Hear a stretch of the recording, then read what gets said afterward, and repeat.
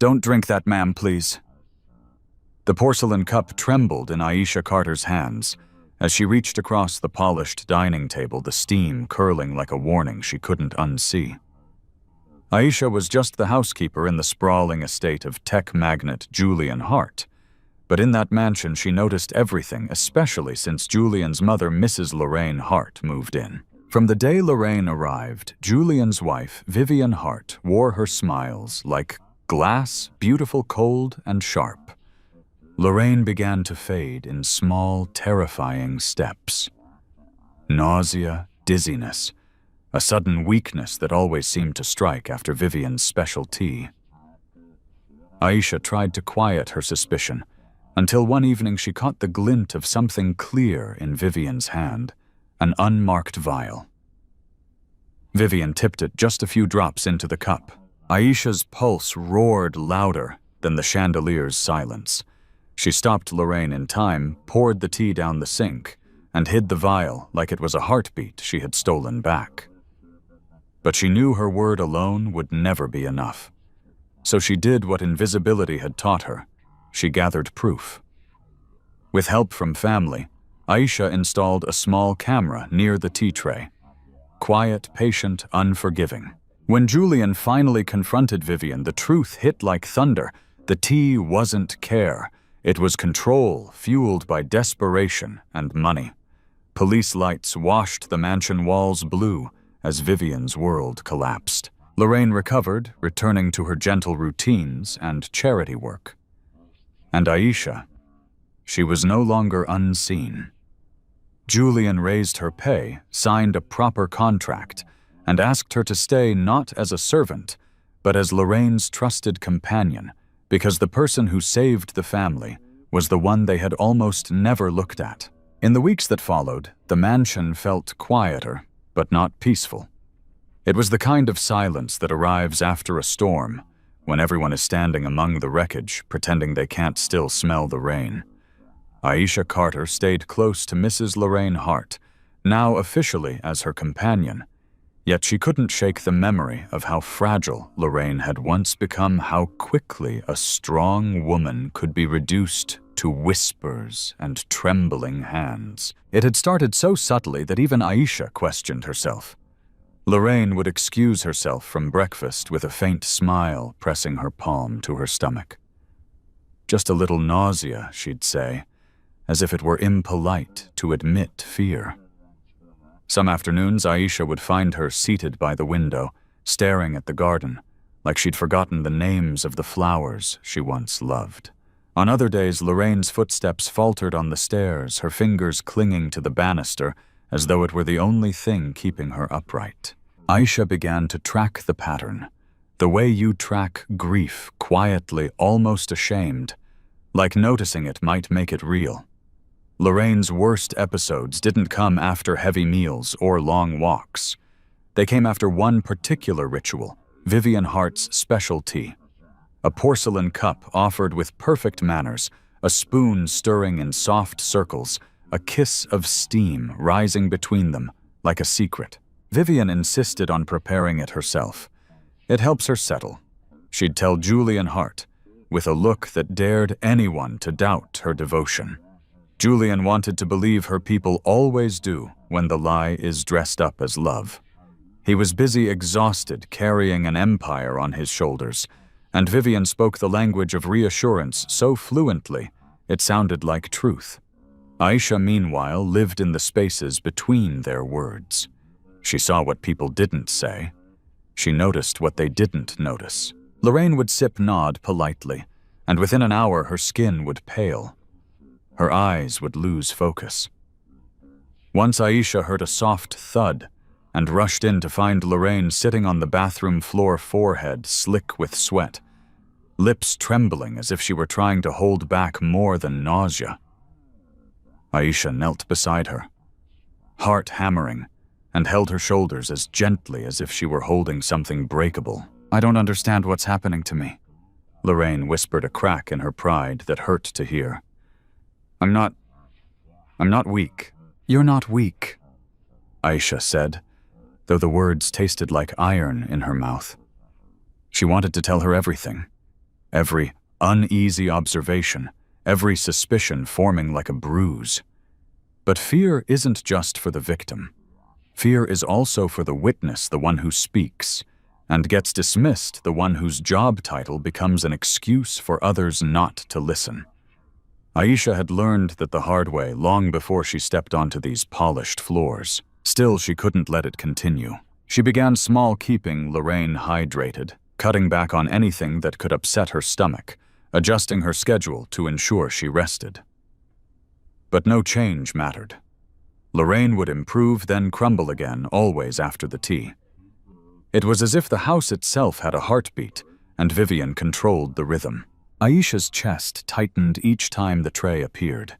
She started offering alternatives: ginger water, chamomile, plain, warm milk, anything she could put between Lorraine and that cup without raising alarms. Vivian's eyes sharpened every time. "I've got it," Vivian would say, voice sugar-sweet, taking the tray from Aisha's hands, like she was taking control of the air in the room, and Aisha would step back, forcing her face into calm while her instincts screamed. Because Lorraine wasn't just getting sick. She was fading. And Aisha could feel it, like watching a candle burn lower and lower, knowing someone was standing nearby, pretending they weren't the one feeding the flame. That night, the air in the kitchen felt heavier than the marble counters, thick with lavender soap, and something darker Aisha couldn't name. The mansion had gone to sleep in stages, lights dimmed, doors latched, footsteps fading into the upstairs carpet. But Vivian Hart didn't move like someone preparing for bed. She moved like someone preparing a scene. Aisha stood in the shadow of the pantry doorway, a clean dish towel folded over her forearm as an excuse to be there. She hadn't planned to spy.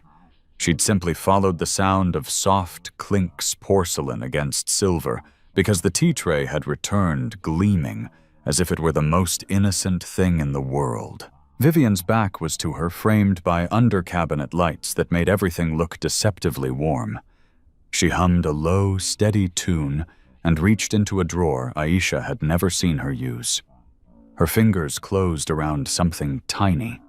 When Vivian turned slightly, Aisha caught the flash, a small, clear vial, unmarked, clean as ice. Aisha's breath stalled. Vivian held it up to the light, studying the liquid, as if measuring destiny. Then she tilted it just once, just enough, and 2, maybe 3 drops slid into the teacup. They disappeared without a trace, swallowed by the pale amber, like they had always belonged there. Aisha's heart slammed so hard it felt like it might betray her. Vivian stirred the cup with delicate precision, the spoon circling as calmly as a clock hand. She set the vial back in the drawer, wiped the rim of the cup with a napkin, and lifted the tray like a gift. Aisha stepped away before Vivian could see her, pressing her back to the hallway wall, fingers digging into the towel until her knuckles burned. Her mind raced in jagged loops. Maybe it's medicine. Maybe it's harmless. Maybe I'm wrong. But memory answered louder. Lorraine's pale face, her trembling voice, the way her body seemed to surrender after each special tea. Vivian's heels clicked toward the sitting room. Aisha followed at a distance, every instinct screaming that tonight could not end the way the others had.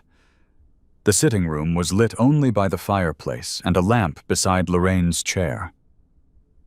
Mrs. Lorraine Hart sat wrapped in a shawl, her eyes soft with fatigue, but still polite, still trying to be easy to live with.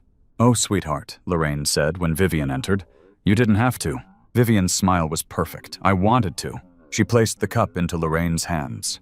Lorraine raised it, the steam brushing her face. Aisha didn't remember crossing the room. One moment she was standing frozen near the doorway. The next, she was beside the chair, her voice tearing out of her throat like a prayer. "Don't drink that." Both women looked up. Lorraine blinked, startled. Vivian's expression tightened just for a heartbeat before smoothing back into charm. "Excuse me?" Aisha heard the tremor in her own breath, felt the weight of what she was risking. This wasn't just a confrontation. This was a collision power and truth wealth, and witness a housekeeper's warning against a woman with a wedding ring and a story ready-made. Lorraine's hands shook. Aisha swallowed hard, forcing her face into something steady. "Please," she said softer now, pleading. "Just don't. Not tonight." Vivian's eyes sharpened like a blade hidden behind silk. "You're overstepping." Aisha turned to Lorraine first because the older woman's fear mattered more than Vivian's anger.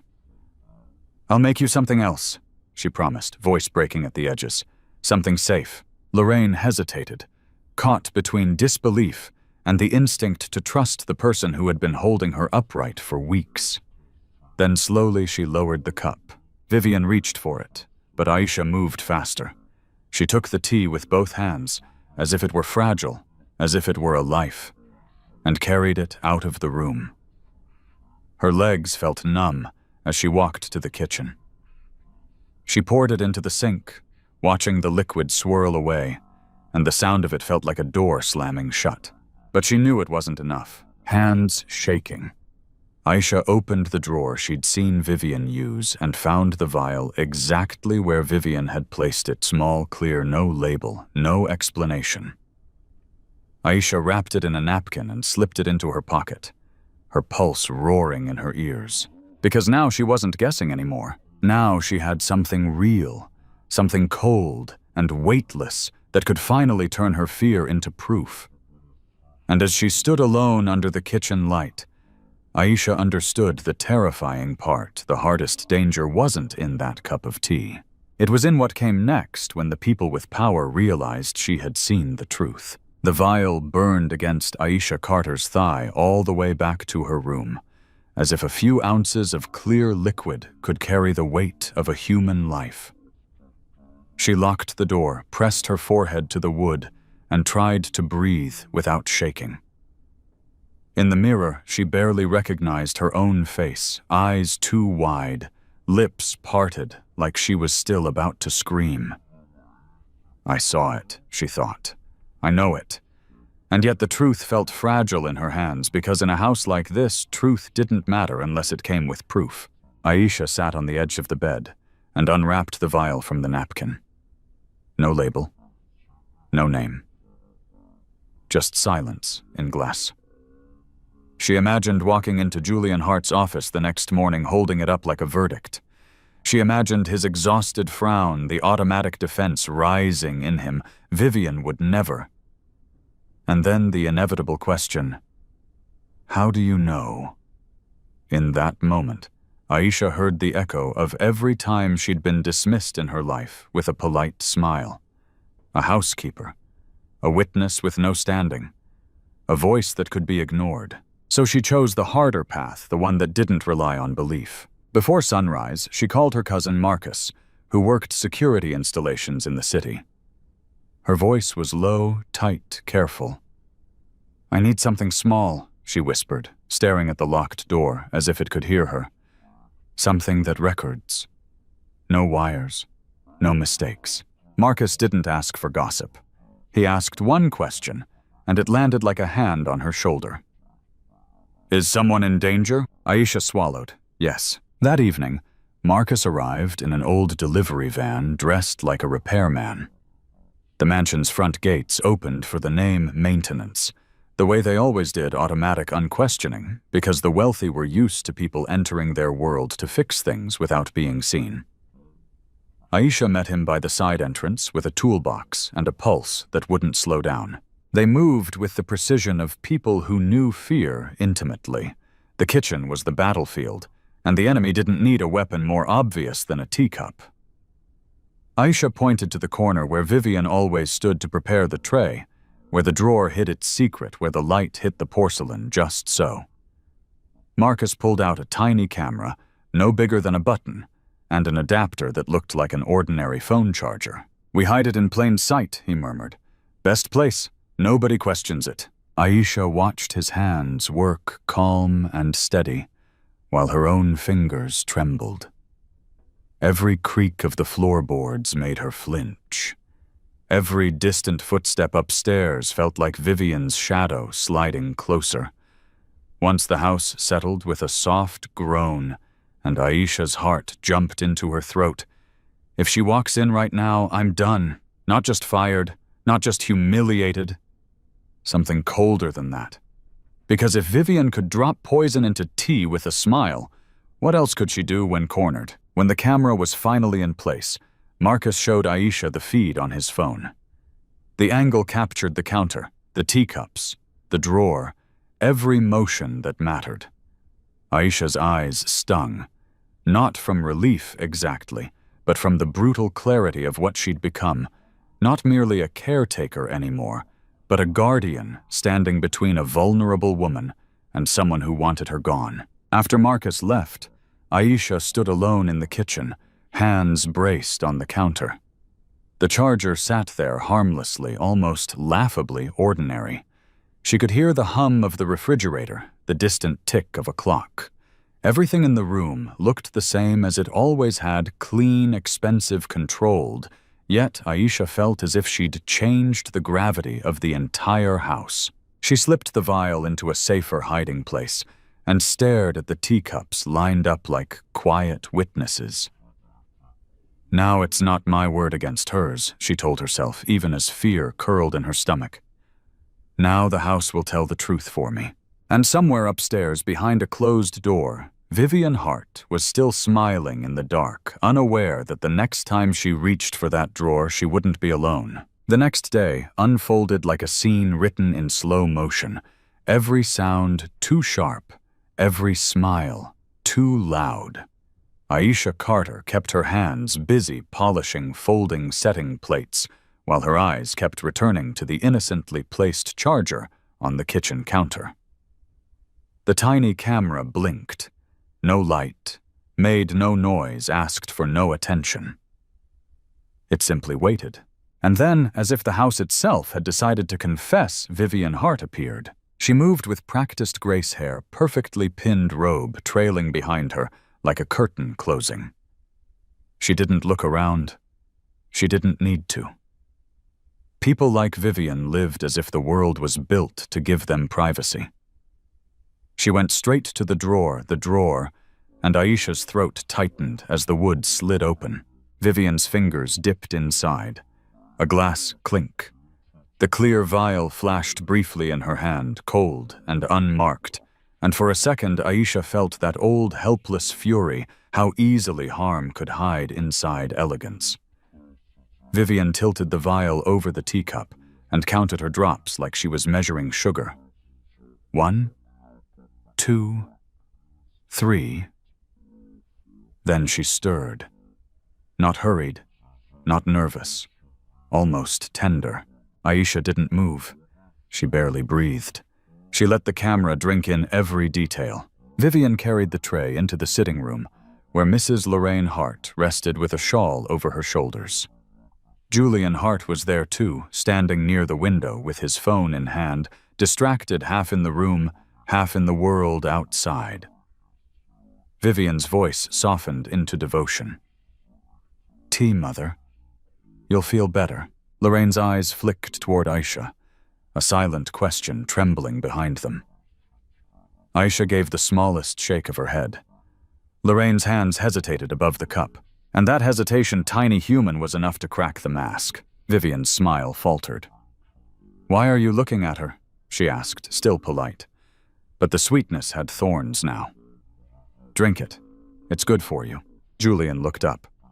"Vivian, what's going on?" Aisha felt the moment tipping one wrong word, and she'd be dragged back into invisibility, labeled dramatic, disrespectful, ungrateful. But she wasn't guessing anymore. She wasn't accusing with nothing but fear. She stepped forward. "Mr. Hart," she said, voice shaking but clear, "please, come with me, right now." Vivian's eyes snapped to her. "Aisha, don't." Julian's face tightened. "Aisha, tell me." Aisha didn't argue in the sitting room. She didn't turn it into a shouting match Vivian could twist into a story. She led Julian to the kitchen like someone walking him to a cliff edge and forcing him to look down. Her hands fumbled over her phone as she pulled up the recording Marcus had routed to her, minutes of footage, undeniable. Vivian's hand. The drawer. The vial. The drops falling into the tea like quiet bullets. Julian watched without blinking. At first, his expression was confusion, then disbelief, then a kind of devastation so raw it looked like physical pain. "No," he whispered, as if refusing could rewrite what his eyes had seen. Aisha placed the vial on the counter beside his hand. "I took this the night I stopped your mother from drinking," she said, tears threatening not from weakness, but from the strain of holding herself together for so long. "I didn't want you to believe me. I wanted you to see." Behind them, Vivian's heels entered the kitchen, sharp as a countdown. "Julian," she called lightly, like she was stepping into any ordinary moment. Julian turned and the air changed. "What did you put in my mother's tea?" he asked, quiet, trembling, dangerous. Vivian's smile tried to survive. "What are you talking about?" Julian held up the phone. The video still paused on her hand above the cup. "This. Don't lie to me." For the first time, Vivian looked cornered. Her eyes darted, calculating, searching for a door out of the truth. And when she spoke again, the devotion was gone, replaced by something hard and hungry. Excuses spilled out, stress, misunderstandings, just something to calm her, anything that might sound reasonable if said fast enough. But the house had already spoken. Julian's hands shook as he dialed. "Police," he said, voice breaking. "I need officers here immediately." Aisha stood frozen beside the counter, feeling the ground shift beneath her feet. In the distance, Lorraine's soft cough echoed from the sitting room, alive, still here. And as the first siren rose faintly beyond the estate gates, Aisha realized the moment she'd been dreading had arrived. Vivian Hart wasn't smiling anymore. She was staring at Aisha the way people stare at the one person who ruined everything because for the first time, the help hadn't just witnessed the truth. She had dragged it into the light. Police lights came and went. But the real healing began in the mornings that followed, quiet, ordinary mornings that suddenly felt like miracles. Mrs. Lorraine Hart started returning to herself in small, stubborn victories, finishing a full breakfast, laughing at a memory, without fading halfway through it, walking the garden path, with her chin lifted, as if daring the world to try her again. Aisha stayed beside her, not hovering, just present, steady as a heartbeat. Some days, Lorraine would pause at the sewing table, fingers hovering over fabric, then finally thread the needle with a triumphant little smile. "I thought I'd lost this part of me," she whispered, and Aisha felt her throat tighten, because survival isn't only about staying alive, it's about coming back. Julian Hart changed too. He stopped moving through the house like a man chasing his own shadow. One evening he found Aisha in the kitchen and placed a signed contract on the counter, his voice rough with something like shame and gratitude. "You weren't invisible," he said. "I just acted like you were." He raised her pay, made it official, and asked her to remain not as the help, but as Lorraine's trusted companion, the woman who had protected his mother when everyone else was busy believing a beautiful lie. Sometimes the person who saves a family isn't the loudest voice in the room. It's the one who pays attention when others look away. Courage isn't always dramatic. Sometimes it's a quiet hand stopping a cup before it reaches someone's lips, and the patience to gather truth when no one wants to hear it. If this story moved you, tell me in the comments. Have you ever been underestimated, yet you still did the right thing? And if you want more cinematic emotional stories like this, hit subscribe and turn on notifications so you don't miss the next episode.